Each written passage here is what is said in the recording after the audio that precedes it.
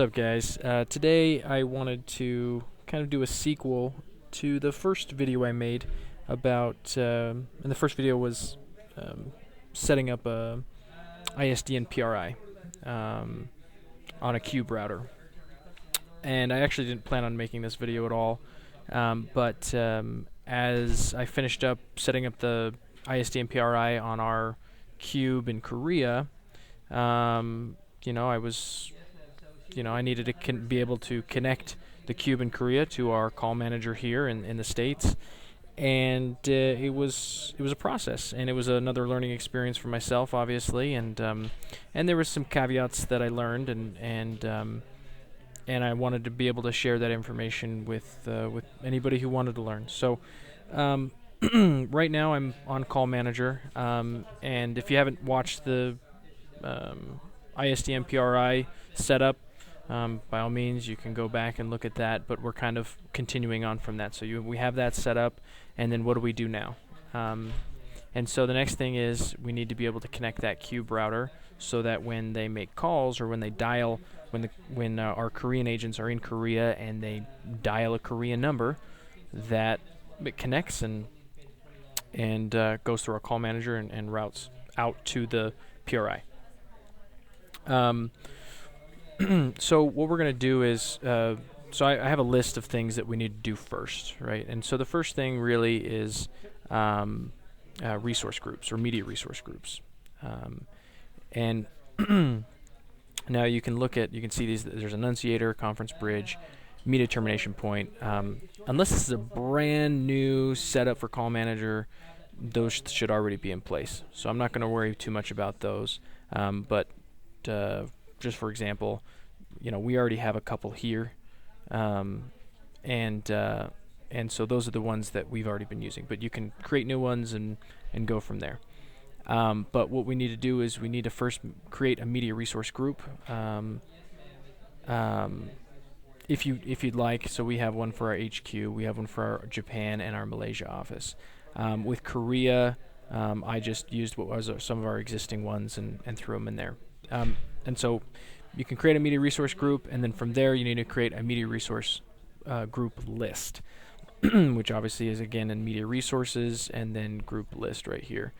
So here's some of our things, and then we're looking at Korea, and here you see that here is the list, and I've thrown the annunciator, the conference bridge, music on hold, and media termination point. I have thrown already in the selected media resources groups, and I just saved them there. And you can do the same thing. I mean, go to add new, and start putting the ones you want in there. It doesn't matter. So, and then obviously you want to name it, and hit save, and you have your media resource group list. From there, we need to create a date and time group.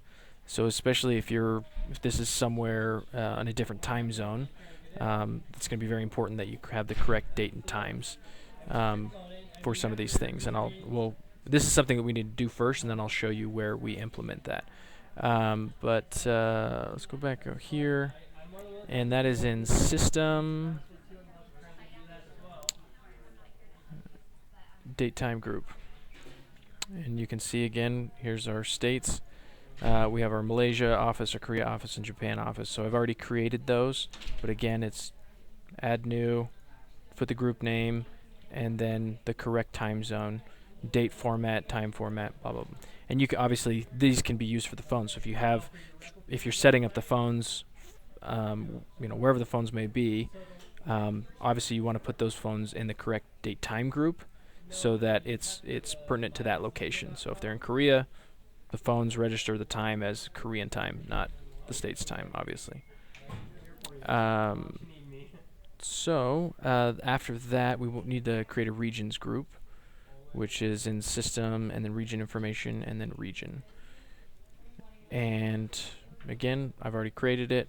If you click on it, now this can get more complicated. I'm not going to go into this, but this is just basically the different regions and how they communicate, and the code with what codecs they use. So if your Japan office calls your HQ office, which codec are they going to negotiate with, right? And you can kind of see if you don't have any, if you're not, if you need more information on that, highly recommend searching that on Google or the Cisco website. And there's lots of information about that, very valuable.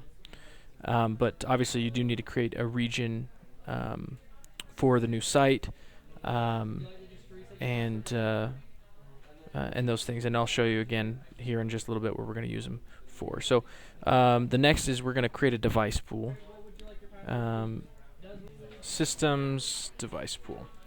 So here's the ones that I created. Now you need to create a device pool for the phones as well, obviously. And then I've created one for our cube router, and we've created one for every cube router, and we'll need this for the SIP trunk that we're going to create here in a little bit. But you just name the device pool. We named it Korea Cube, subpub.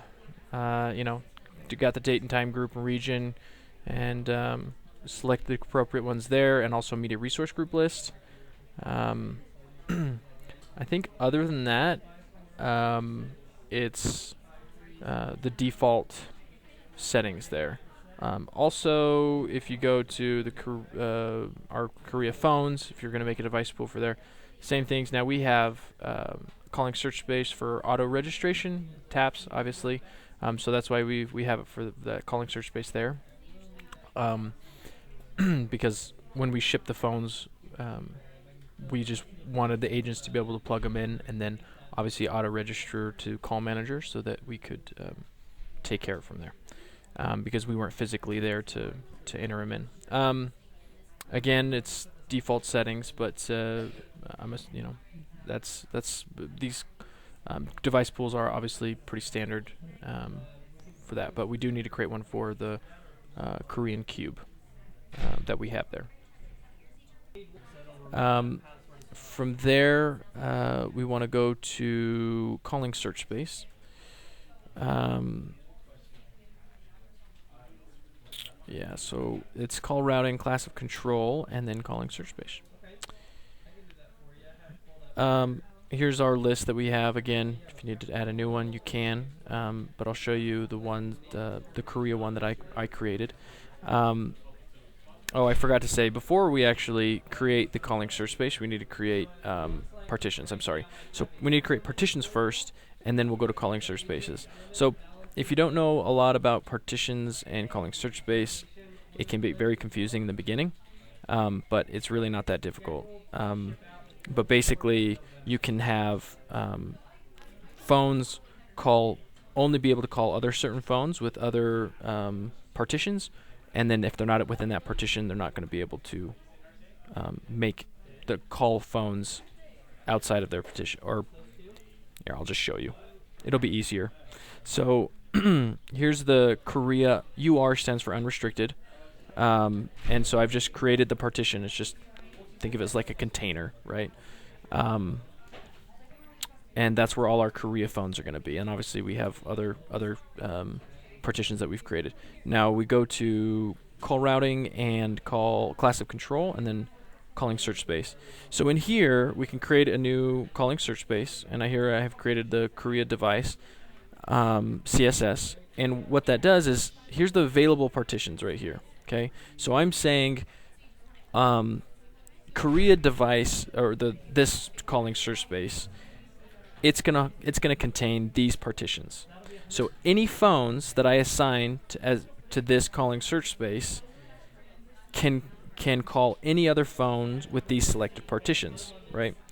So obviously these partitions, you don't assign a partition to a phone, you assign the calling search space the particular partitions, and then from there you assign the phone a specific calling search space. So to make it brief, really look it up, do some research on that if you're not familiar. Google is going to be able to explain it much better than I am, and so by all means do that research and look it up so that you're familiar with that. And there's lots of videos. If you search on YouTube, lots of videos that you can scour through to understand how route partitions and calling search spaces work. work. But they're very important, obviously, if you're going to be in the VoIP, being an admin or doing any type of administrative work with Call Manager. It's very valuable information to know. Okay. So from there, after we get the partition and the calling search space, we need to create a SIP profile. We go to Device Settings, and SIP profile. And so create a new one if you need to. But here's the Korea Cube profile.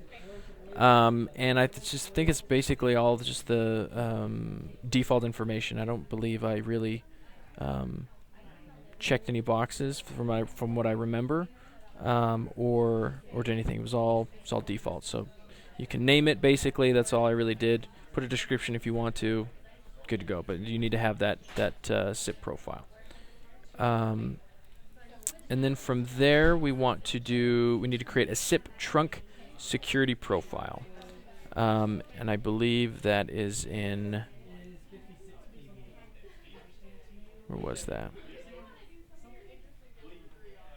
System security SIP trunk profile, security profile. If you don't already have one, you can create one SIP cube security profile. Did I say SIP trunk? Yeah. So you can create one for all of your cube routers that you have. That's what we've done pretty much. We have created a Malaysia cube, so if there's something special you need to do. But for the most part, we just use this cube security profile for all of our cube routers. And that's what I've used for the Korea one as well. So if you don't already have one, again, if you have a cube router already implemented, you probably already have a SIP trunk security profile. And then the next thing we need to create a SIP or H323 trunk. Now, this is kind of where I struggled because I didn't know if I could create a SIP profile, or if I had to be H.323 because, well, I'm like, okay, well, it's ISDN, and I got confused. But doing my research, I found that you can create either, and the easiest is SIP. SIP by far is the easiest to deal with. So if you can create a SIP trunk, then do it. So, and basically, you go to Devices, Trunk, right there. And that's for the SIP one. If you wanted to create a gateway, I believe it's just gateway right here. Yeah, and we do have one gateway that we use, but for the most part, all the rest are SIP trunks. Okay, so you can see here we've created lots of them, and then this is the Korea Cube trunk that I created. Now there was some configuration that we need to be done. Obviously the name, and then here's the device pool. So we put the device pool in here. I think, did I already do that? Let me double check that I go over a feature here. So when we go to SIP profiles, it was crawling search spaces. Sorry, I just want to make sure that I'm covering my ground here and that I don't miss anything for you guys. I think we're okay. I think this is where I needed to show you. Okay. So we have so device pool. Create our device pool, or we've already created that, so we should just select what we need. And then obviously the media resource group list as well. We should have already created that and select it. And then a lot of the rest of them, I think, are going to be default. Here's the calling search space, obviously. So we created that prior, so we select the correct one there. And then also right here is we need to put in the IP address of the router that we're going to be using. So obviously this is the IP address that we have for our cube router in Korea, and we put that destination address right there. We select the security, the SIP trunk security profile. Again, the subscribing caller search space and the SIP profile. I believe those are the only real things that we need to make. And make sure you get 5060 for the destination port there, because it is SIP. I think that's it for the trunk configuration. Now, after that, then we have 3 things that we need to do, or 3 different things. So that we have the route group, the route list, and the route pattern that we need to create. So we need to start by doing it kind of from the top down. So we do so call routing, route hunt, and then route group. So you're going to create your route group first. Okay. So add new, do your thing. So in here, I've created my route group name, Korea-RG, which is route group. And then I went in here to my SIP trunks, and I found my Korea cube trunk, and I added it to the route group. And that's all I needed to do. Now, if you have multiple trunks or multiple, let's say you have a few cube routers in that area, then you can do multiple and you can have it ordered by priority or whatever you want to do. But we just have one, so that's all I've added. So I've created that, and then I need to go back, and then right under route group there's route list, and here's mine. So you name it, description if you want. You do the manager group, communications manager group. And I don't remember if this checkbox right here, enable this route list, was by default or not, but make sure it's checked. And then you need to select your, your route group. So that I've named it Korea. This is the route list, right? So I've named it Korea-RL for route list. And then my other one was, and then in this box I need to create or add the route group, right? So that's what I've done, and once you create the route group, you should have everything you need to see to do that. So from there, we need to create a route pattern. Okay, so go back. It's just right under route list. Go to route pattern. And then here's all our route patterns that we have. Now, route patterns are, so when somebody's in your network, like on your network, like a IP phone that they pick up, right, one of your phones, and they dial a local number, call manager is going to look at this list, these route pattern lists, and says, okay, somebody dialed 1-800, right? Okay, for example. Well, how does it know what to do with that number? So it's going to look at that digit 1-800, and it's going to say, oh, here's the route group. Oh, well, it's going to go out of, one of these. So we have RHQ, so it looks like it'll go out this one right here, right? So this is 10-digit dialing, but anyway, we have lots of these. But that's basically what we're going to do now. So we have it set up for our obviously, we have our Malaysia numbers, we have Japan numbers, all of them. Now we've separated them. Now they're if you have lots of different dialing plans or lots of different locations, you're going to have to make sure that this is organized, that you don't have overlapping route patterns or anything like that, so that the calls get routed where they need to go. But this is a very, very important part. Now you can see here I have 4 main ones and then a 5th one, but that was just for testing, right? Korea numbers, local numbers start with 02, or Seoul Korea numbers start with 02, and then 82 is the national number. So our remote office is in South Korea, or Seoul, Korea, I'm sorry, and so when the agents want to dial somebody in Seoul, Korea, they would just want to be able to hit 02 and then the number. So that's what that's why I have 2 here. And then if anything outside of that, anything outside of, think of it as think of it as just national, right? So, or local and long distance. So anything outside of local is obviously going to be long distance. So it's 82. 82 is their national number, and it goes from there. So if we click on here, this is the local one. Here's the route pattern. So the 02, obviously, that's how the number starts. They're going to hit 02, and then the exclamation just means any amount of digits after that. So when an agent in Korea hits 02, call manager automatically knows to use this route pattern and nothing else, because that's the only route pattern that starts with 02. And then any other number that comes after that doesn't matter. It's going to send those the rest of those digits off to the provider. So I've got the route pattern. I've already named it.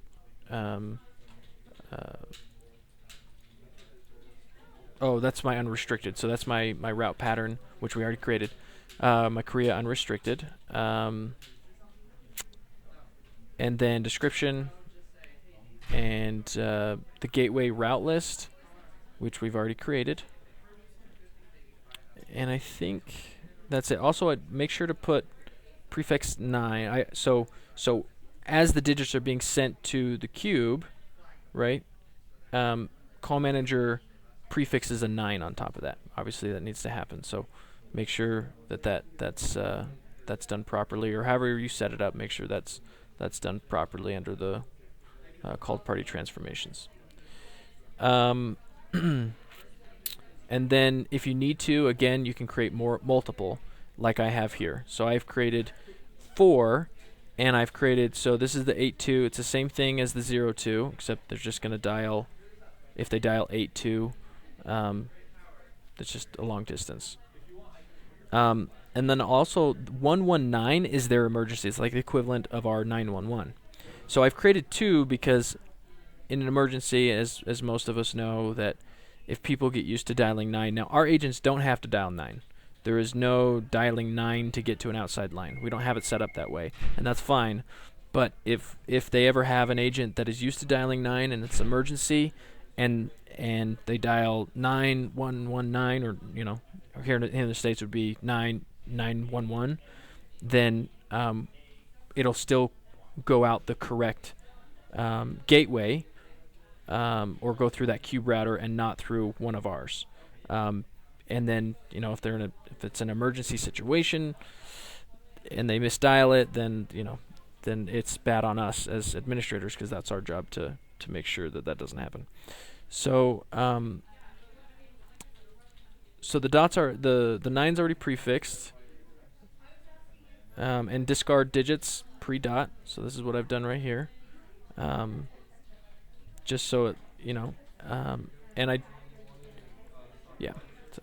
and I haven't tested that. It's hard to test because I'm not there, and I've talked to them about testing. I haven't heard anything back, because you can test emergency services. You just, like here in the States, if you want to test it, you just dial 911 and you state, hey, this is not an emergency. I'm just testing the phone system, make sure that you have the correct address and things like that. So they do need to test it there, so I'm just waiting back on that as far as what the results are. And then this I use this as a test to get caller ID information and things like that, and make sure that it happened properly as far as emergency testing, and as far as like everything that I could do here. And I think that's it as far as what needs to happen on Call Manager. I mean, it's really not hard. I have a checklist next to me that I'll put in the description just to make it easy. I know as I go through, I went through really fast, but I'll put a checklist in the description of the video so that if anybody needs to, they can look at it. Once we were able to connect, man, it was so nice. It was so easy. Get that SIP trunk going, and then really the route patterns are going to tell the call manager really what to do with the number that you've just dialed. The other thing that I did need to do is I needed to make translation patterns, or what are they called? I don't know if that's the correct name. It's basically digit manipulation, right? Translation rules. That's what I need to make, because right here is we don't with the 9 and things, when they dial like a local or long distance number, we have to make sure that it's formatted in the correct way. And so on the cube router, I had to create translation rules so that when they dialed the numbers, the numbers that they dialed were set up properly, and they were sent off to the carrier, the provider, in the correct way. And I'm thinking about maybe doing a video on that. It's really not hard. There's lots of information on the internet for that, and there's 100,000+ other videos.